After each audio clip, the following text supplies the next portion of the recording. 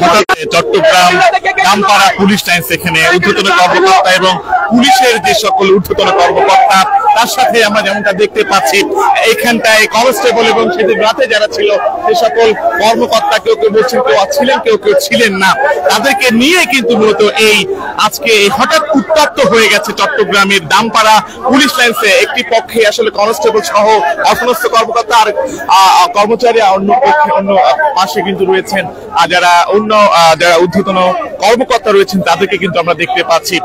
এখানে আমরা যেমনটা কিছুক্ষণ আগে দেখেছিলাম আব্দুল ওয়ালিশকে আমরা দেখেছিলাম সিএমপি জনসংযোগ কর্মকর্তা এডিসি তারেক আজিজকে আমরা দেখেছিলাম, পঙ্কজ ধরকে আমরা দেখেছিলাম এবং এখানে অনেক ঊর্ধ্বতন কর্মকর্তাদেরকে আমরা কিন্তু দেখতে পাচ্ছি। তবে এখানে কিছুক্ষণ পরপর আসলে উত্তেজনা বিরাজ করছে, ক্ষণে ক্ষণে যারা রয়েছেন আমরা দেখতে পাচ্ছি। দর্শক, পুলিশের মধ্যে দেখি চাপা আত্মনাদ এবং যে ভয় কাজ করছে, সেই ভয়ের পক্ষ থেকে তাদেরকে তারা বিভিন্ন ধরনের ইতিমধ্যে আমরা দেখেছি কর্মবিরতি কিন্তু ঘোষণা করা হয়েছে পুলিশের পক্ষ থেকে এবং কয়েকটি দফার কথা কিন্তু বলা হচ্ছে আমরা দেখেছিলাম আর সেখানটা আমরা দেখছি।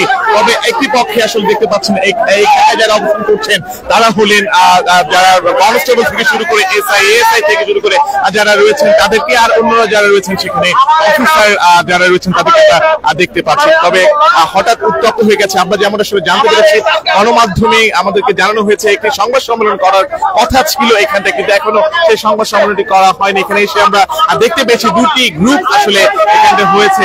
তবে তারা কি বলছেন, কি বলতে চাচ্ছেন, আসলে কেন সমস্যা হয়েছে, তবে যেমনটা আসলে বলছিলেন যারা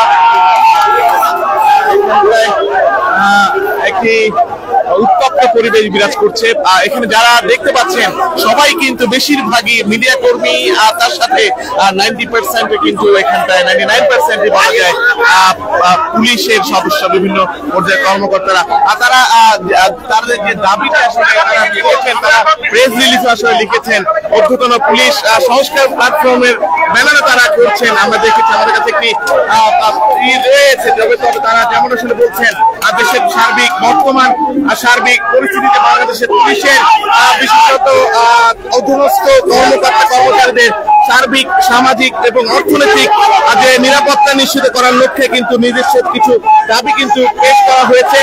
চলমান ছাত্র আন্দোলনকে কেন্দ্র করে পুলিশ হত্যা সহ সকল পুলিশি হত্যায় স্থাপনায় ধ্বংসযজ্ঞ চালানো ব্যক্তিদের চিহ্নিত করে অতি দ্রুত বিচারের আওতায় আনতে হবে, এমন একটি বিষয় তারা বলেছেন। তাদের যে দ্বিতীয় নম্বর যে দাবি সেটি হলো নিহত পুলিশ সদস্যদের পরিবারকে এককালীন আর্থিক ক্ষতিপূরণ প্রদান করতে হবে, আজীবন পেনশন স্কিম এবং আরো যে বিষয়গুলো আমরা দেখতে পাচ্ছি এখানটা আসলে যেমনটা দেখছেন আসলে আজীবন পেনশন ও রেশন প্রাপ্তি এবং পরিবারের একজন সদস্যদের সরকারি চাকরি নিশ্চিত করা, আহত পুলিশ সদস্যদের চিকিৎসা এবং গুরুতর আহত পুলিশ সদস্যদের আর্থিক ক্ষতিপূরণ নিশ্চিত করা। 3 নম্বর যেটি তারা দাবি করছেন, পুলিশের নিয়োগে বিধিমালা বিশেষত সাব ইন্সপেক্টর এবং সার্জেন্ট নিয়োগ পিএসসির অধীনে এবং পুলিশ হেডকোয়ার্টারের অধীনে কনস্টেবল নিয়োগে শতভাগ স্বচ্ছতা আনয়ন করা এবং 4 নম্বরটি যেটি আসলে তারা দিয়েছেন সাব ইন্সপেক্টর সার্জেন্ট পদে বিদ্যমান পদোন্নতি সংক্রান্ত জটিলতা নিরসন করা, সেক্ষেত্রে পুলিশ পরিদর্শক পদ থেকে সহকারী পুলিশ কমিশনার পদে 30% এবং 70% পদোন্নতির মাধ্যমে পূরণ এবং সেটি যথা সময়ে নিশ্চিত করা এবং তার সাথে যেমনটা আসলে 4 নম্বর আরো যা লেখা হয়েছে সাব ইন্সপেক্টর সার্জেন্ট থেকে ইন্সপেক্টর পদে পিএল হবার 1 বছরের মধ্যে পদোন্নতি দিতে হবে। এছাড়া কনস্টেবল নায়ক এটিএসআই পদোন্নতির ক্ষেত্রে পরীক্ষায় পাশকৃত পরবর্তী বছর পুনঃ পরীক্ষার মাধ্যমে ব্যবস্থা বাতিল এবং পদোন্নতি প্রদানের ক্ষেত্রে পাশকৃতদের সিনিয়রিটি অনুসরণ করার কথাও তারা বলছেন। তবে 5 নম্বর যেটি বলা হচ্ছে তাদের পক্ষ থেকে আন্তর্জাতিক মানদণ্ড অনুযায়ী পুলিশের কর্মঘণ্টা কমিয়ে 8 ঘন্টা করা এবং অতিরিক্ত কর্মঘণ্টার জন্য ওভারটাইম প্রদানের ব্যবস্থা করা এবং বছরে 2টি বেসিকের সমপরিমাণ অর্থ প্রদান করা, পুলিশের ঝুঁকি ভাতা বৃদ্ধি করা, টিএডিএল বিল প্রতি মাসের 10 তারিখ প্রদানের মাধ্যমে ব্যবস্থা করা, প্রযোজ্য সকল সেক্টরে সোর্স মানি নিশ্চিত করা আর 7 নম্বরটি যেমনটা আসলে বলছেন, আসলে পুলিশ সদস্যদের বাৎসরিক 20 দিন নৈমিত্তিক ছুটি বৃদ্ধি করা, অমান্য ব্যবহার সাথে সমন্বয় করে 7 দিন করতে হবে। দেশ এবং জনগণের স্বার্থে পুরো ছুটি ছাড়া সম্ভব না হলে অবকৃত ছুটি বিনিময়ে আর্থিক সুবিধা প্রদান করতে হবে। 8 নম্বর যে দাবিটা আসলে তারা জানিয়েছেন, পুলিশ বাহিনীর প্রচলিত আইন পুলিশ রেগুলেশন অফ বেঙ্গল সংস্কার করে যুগোপযোগী এবং কার্যকরী করতে হবে, যার মাধ্যমে পুলিশ বাহিনীর মর্যাদা এবং অধস্তন কর্মকর্তা কর্মচারীদের অধিকার নিশ্চিত হয়। 9 নম্বরে যেমনটা আসলে বলা হয়েছে, পুলিশ বাহিনীকে যে কোনো দলীয় সরকার তার রাজনৈতিক এজেন্ডা বাস্তবায়ন ব্যবহার করতে না পারে, সেজন্য পুলিশ কমিশন গঠন করতে হবে। 10 নম্বর বলছেন, পুলিশের সকল থানা, ফাঁড়ি, ট্রাফিক বক্স আধুনিকায়ন করতে হবে এবং অধস্তন যে অফিসাররা রয়েছেন তাদের সুযোগ সুবিধা নিশ্চিত করতে হবে। নিরাপত্তা নিশ্চিত করতে পুলিশের অধীনস্থ কর্মকর্তাদের জন্য আবাসিক ব্যবস্থা নিশ্চিত করতে হবে এবং সকল ব্যারাকে বিদ্যমান আবাসন সংক্রান্ত জটিলতা নিরসন করে ব্যারাকগুলোকে আধুনিকায়ন করতে হবে। তারা বলছেন, দেশবাসীর প্রতি তারা আহ্বান জানাচ্ছেন একটি নিরপেক্ষ যুগোপযোগী পুলিশ বাহিনী গড়ে উঠুক, সেটি তাদের প্রত্যাশা এবং দাবি। সেই লক্ষ্যে তারা প্রয়োজনীয় আইন সংস্কার প্রণয়ন উল্লেখিত দাবিসমূহ অনত বিলম্বে বিবেচনায় নেবার জন্য সংশ্লিষ্ট কর্তৃপক্ষের দৃষ্টি আকর্ষণ কিন্তু তারা করছেন। তবে তারা যেমনটা বলছেন যে ফেসবুকে আমি পড়লাম, সেটি হলো পুলিশের অধীনস্থ কর্মকর্তা এবং কর্মচারী বৃন্দদের পক্ষ থেকে কিন্তু এই আয়োজনটি করা হচ্ছে। অর্থাৎ উত্তপ্ত কিন্তু পুলিশের যারা রয়েছেন, তবে তারা বলছিলেন আমরা আসলে বিভিন্ন নাম প্রকাশ করার অনিচ্ছা সত্ত্বে অনিচ্ছুক বা নাম প্রকাশ করতে চাইনি এমন কনস্টেবলদের সাথে আমরা কথা বলেছি, পুলিশের অনেক কর্মচারীর সাথে আমরা কথা বলেছি। আসলে অনেকে যেমনটা আসলে বলছিলেন, সরকারি দলের এজেন্ডা বাস্তবায়নে তাদেরকে কিন্তু ব্যবহার করা হয়েছে, তারা না পারতে কিন্তু এই তাদের এই কার্যক্রমে তারাও সায় দিয়েছিলেন। অর্থাৎ আমরা যেমনটা আসলে দেখেছি, পুলিশের যে ঊর্ধ্বতন কর্মকর্তারা তারা কিন্তু এই যে অনেক যারা সরকার দলীয় বিভিন্ন ধরনের দালালি করছিলেন, অর্থাৎ যারা বলছিলেন, অর্থাৎ সাধারণ যারা কনস্টেবল তারা বলছিলেন যারা দালালি করেছেন যে সকল কর্মকর্তারা, তারা কিন্তু আগে ভাগেই তারা আখের গুছিয়ে চলে গেছেন বলে আমরা বলতে পারছি। একজনের সাথে একটু কথা বলবো, একটু বলবেন আসলে কি অবস্থা, কি হয়েছে আজকে হঠাৎ উত্তপ্ত কেন দামপাড়া পুলিশ লাইন? আমরা নিম্ন কর্মচারী বিভিন্নভাবে নির্যাতিত, নিগৃহীত, বৈষম্যের শিকার। আমাদের বিভিন্ন দাবি দেওয়া আছে। আমাদের অনেক লোক মারা গেছে পরশুদিন, বিভিন্নভাবে আমার সিনিয়ররা চলে গেছে, কিন্তু আমরা যাইতে পারিনি, আমরা জানি না। আমরা ডিউটিরত ছিলাম বিভিন্নভাবে। আমাদের সারা বাংলাদেশে অনেক পুলিশ ভাই, আমাদের বন্ধু বান্ধব, আমাদের সহকর্মীরা মারা গেছে। আমরা এর সুষ্ঠু বিচার চাই। যারা অপরাধ ঘটাইছে, যারা আসলে কার্যক্রমটা কি? কার্যক্রম আমরা কর্মবিরতিতে আছি বর্তমানে। আমরা চাই, আমাদের বিভিন্ন রকম দাবি দেওয়া আছে, দাবি দেওয়া আদায় হওয়া হয়েছে। আমি কনস্টেবল। ধন্যবাদ। আসলে অনেকে বলছিলেন, তবে ওই পাশটা আমরা যেমনটা দেখছি সেনাবাহিনীর কয়েকটি প্লাটুন তারা এখানটা এসেছেন যাতে কোনো ধরনের অপ্রীতিকর ঘটনা না ঘটে সেই বিষয়টি কিন্তু তারা বলছিলেন। তবে আমরা যেমনটা আসলে দেখেছি, তারা যেদিন আসলে গণ অভ্যুত্থান হয়, ছাত্র জনতা যখন জয় হয়, সেদিন কিন্তু আসলে শিক্ষার্থীরা এবং সাধারণ মানুষের মধ্যে একটি আনন্দ উদ্দীপনা এবং একেবারেই তারা যেমনটা আমরা দেখেছিলাম পুলিশের মধ্যে কিন্তু বিভিন্ন ব্যারাকে আমরা গিয়েছি, চট্টগ্রাম জেলা পুলিশ লাইন্সে আমরা গিয়েছিলাম, সেখানটায় দেখেছি পুলিশের চোখে মুখে প্রচুর ভয় এবং আতঙ্ক কিন্তু আমরা দেখেছি এবং অনেকগুলো থানা চট্টগ্রামেও কিন্তু জ্বালিয়ে দেওয়া হয়েছে, আর সেগুলো কিন্তু আমরা দেখেছি।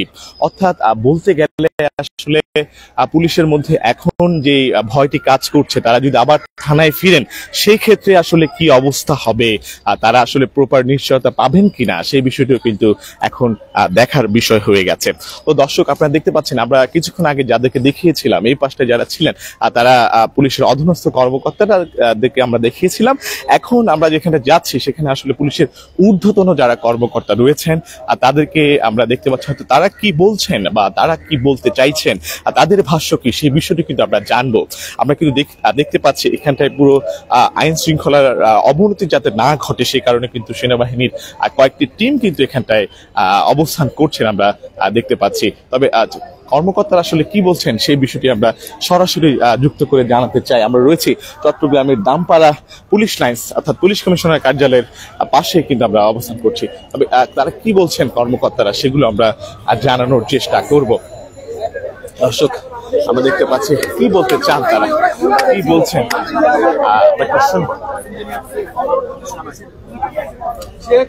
আমরা সরাসরি যুক্ত রয়েছি।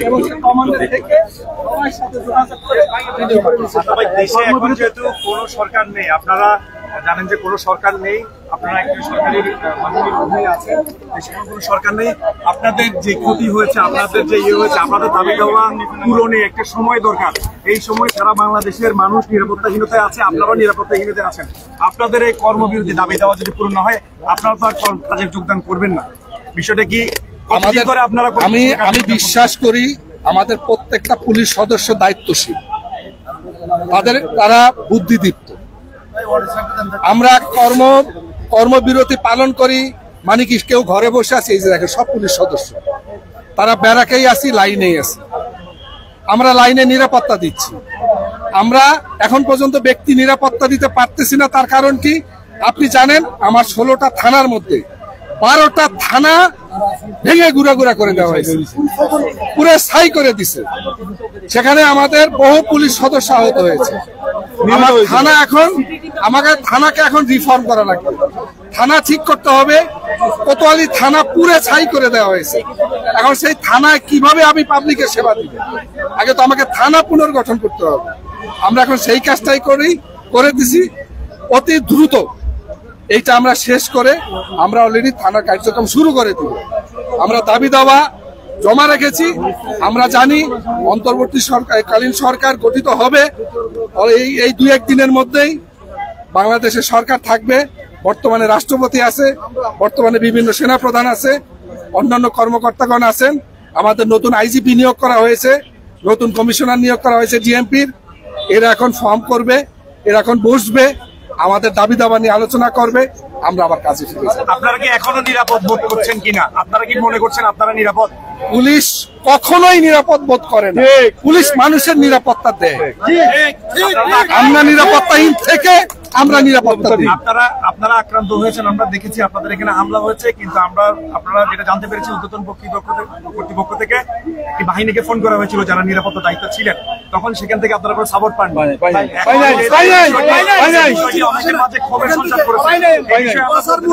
আপনারা কি এখন পর্যন্ত নিরাপত্তা আপনাদের লাইনে বোধ করছেন কিনা? আমরা এখন আমাদের লাইনে আমরা নিরাপত্তাহীনতায় আগেও ছিলাম, এখনো নিরাপত্তাহীনই আছি। আমাদের নিরাপত্তা আমরাই দিচ্ছি। আমরা ওই তালিকাটা নিচ্ছি, তালিকাটা নিয়ে এটা আপডেটটা আপনাদেরকে পরে আমরা জানাতে পারি। এই যে গণহত্যা হলো, এটার জন্য আপনি 88 সালের কথা জানেন। সদ্যবিদায়ী প্রধানমন্ত্রীর উপর হামলা হওয়ার দায়ে সিএমপির একজন কমিশনার ফাঁসির অর্ডার হয়েছে। এই গণহত্যার দায়ে সিএমপির কার উপর দায়টা দিবেন? কার অর্ডারে গুলিগুলো হয়েছে? আমাদের সন্তানরা বলেছে। এই জিনিসটা আমরা ক্লিয়ার হতে চাই। এই বিষয়টা হচ্ছে তদন্তাধীন বিষয়। এই ব্যাপারে অগ্রিম আসলে মন্তব্য করা যাবে না। আমরা মাঠে ছিলাম। আমরা এইটুক বিশ্বাস করি, আমরা নিশ্চিত আমাদের পুলিশের গুলিতে কেউ মারা যায়।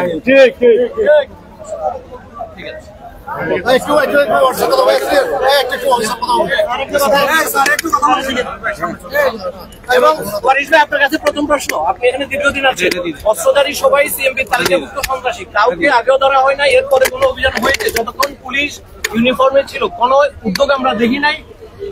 বাংলাদেশের সকল গণমাধ্যম এদের ছবি দিয়ে পরিচয় দিয়ে নিউজ করেছে, পুলিশ ধরে নাই। পাবলিক মানে মার্ডার, এটা একটা কারণ ছিল যে পুলিশ অস্ত্রধারীকে ধরে নাই, সাধারণ ছাত্রদের গুলি করেছে। এই বিষয়ে আপনাদের মন্তব্য কি? আমরা পুলিশ বিভাগ একটা সরকারের অধীনে কাজ করতে হয়, আইন প্রয়োগ আমরা করি, আইন অনুযায়ী আমরা কাজ করি। তারপরেও কোনো সময় এটা আপনাদেরকে বুঝতে হবে যে অনেক সময় আমাদের হাত পা বেঁধে দেওয়া হয়, আমরা সঠিকভাবে আইন প্রয়োগ করতে পারি না। আমাদের সহকর্মীদের যে ক্ষোভ আপনারা একটু আজ শুনেছেন হয়তো, যে এই জন্য কিন্তু আমরা চাই যে আমাদের হাত পা যেন আর বেঁধে দেওয়ার সুযোগ না থাকে। আমরা কিন্তু আগেও কিন্তু চেয়েছি আমাদের জন্য পৃথক পুলিশ কমিশন চেয়েছি, আমাদের জন্য পুলিশ বিভাগ চেয়েছি, কিন্তু আমাদের কখনো দেওয়া হয় নাই। আমরা যেন স্বাধীনভাবে কাজ করতে না পারি, সেই জন্য সবসময় এটা অকপটে বলতেই হবে যে আমাদেরকে স্বাধীনভাবে কাজ করার সুযোগ দেওয়া হয় নাই। এখন আমরা আশা করছি যে আমাদেরকে সুযোগ দেওয়া হবে এবং এই যে আমাদের সহকর্মীদের যে দাবিগুলো এর সঙ্গে আমরা অফিসাররা একাত্মতা ঘোষণা করছি এবং আমরা বলছি যে এটা শুধু আজকের কথা নয়, আমি তো এই যে প্রকাশ্যেই বললাম এই দাবি আমরা আদায় করে ছাড়বো, কারণ আমরা আর কোনোদিন আমাদেরকে জনগণের প্রতিপক্ষ হিসাবে দাঁড় করায় দিক, আমার পুলিশ এইভাবে নির্মম ভাবে নিহত হোক, তাদের সেসব দৃশ্য দেখলে চোখের পানি দেখা যায় না, এটার কোনোদিন হোক এটা আমরা চাই না, এটার আমরা স্থায়ী সমাধান চাই, এর জন্য আমরা কাজ করছি।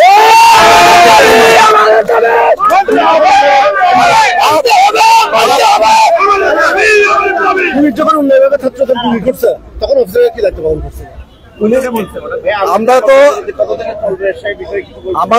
আমাদের এই কর্মবিরতি আমরা যে কোনো একটা জিনিস প্রক্রিয়া আছে, দাবি দেওয়া একটা পর্যায়ে যখন যাবে, যখন দাবি দেওয়া গুলো মেনে নেওয়ার প্রক্রিয়া শুরু হবে, তখন আমরা যখন আশ্বস্ত হব যে এগুলো এখন পূরণ হওয়ার পথে আছে, তখন আশা করি আমাদের এইসব কর্মবিরতি আমরা শেষ করতে পারবো। আর আমাদের আসলে নিরাপত্তার বিষয়ে যেটা হয়েছে যে এই পুলিশ লাইন্সের আপনারা জানেন যে আক্রান্ত হয়েছিল একটা পুলিশ লাইন্স, থানা ফাঁড়ি তো হয়েছে, কি হয়েছে আপনারা দেখেছেন, এত বড় একটা পুলিশ লাইন্স, এখানে 2000 পুলিশ সদস্য এখানে থাকে, তাদের পরিবারও থাকে, আমার নিজের পরিবার থাকে। এই পুলিশ লাইন্স যখন আক্রান্ত হয়েছে তখনও কিন্তু আমরা আর কারো সহায়তা পাই নাই। বিশ্বাস করুন, এখানে আমি নিজে, আমাদের স্যাররা সবাই ছিলেন, এই অনেকে ভুল বলেছে, আমাদের এই স্যাররা ছিলেন না, মাদ্রাসা ছিলেন না, মান্না স্যার, এটা সম্পূর্ণ ভুল কথা। স্যাররা স্যারদের ভূমিকা ছিলেন, আমি স্যারদের সবার জুনিয়র, আমি ওদের সামনে ছিলাম, কিন্তু স্যাররা আমাদের সাথে ছিলেন। এখানে ভিডিও ফুটেজ দেখো, আমি এখানে যারা আমার পুলিশ সদস্য সবাইকে বলো, এই ভিডিও ফুটেজ দেখো যে আমরা কারা কতটুকু ফাইট করে কিভাবে এই পুলিশ লাইনকে রক্ষা করেছি, আমরা কারো সহায়তা পাইনি, আমাদেরকে আমরা রক্ষা করতে পেরেছি। আমরা এরপর থেকে আমরা এখানে আছি, আমরা এটাকে রক্ষা করব। ধন্যবাদ। দর্শক, আমরা শুনছিলাম কিন্তু যিনি সিপির ঊর্ধ্বতন কর্মকর্তা রয়েছেন তিনি কিছু কথা বলছিলেন, আমরা কিন্তু দেখেছি। দর্শক, যেমনটা আসলে বলবো যে যারা রয়েছেন সাধারণ মানুষ রয়েছেন, পুলিশ আসলে কি বলছে, পুলিশের যারা কর্মকর্তা রয়েছেন বা কর্মচারী রয়েছেন, আমরা তো আপনাদের হয়তো বুঝতে পারছেন, একটু কথা শুনতে চাই এবং প্রত্যেককে মিনিমাম 1 কোটি টাকা করে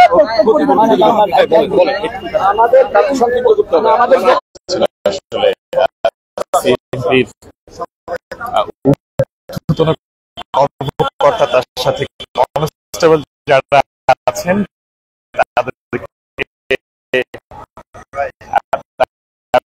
একটি পক্ষ আসলে তারা বলছিলেন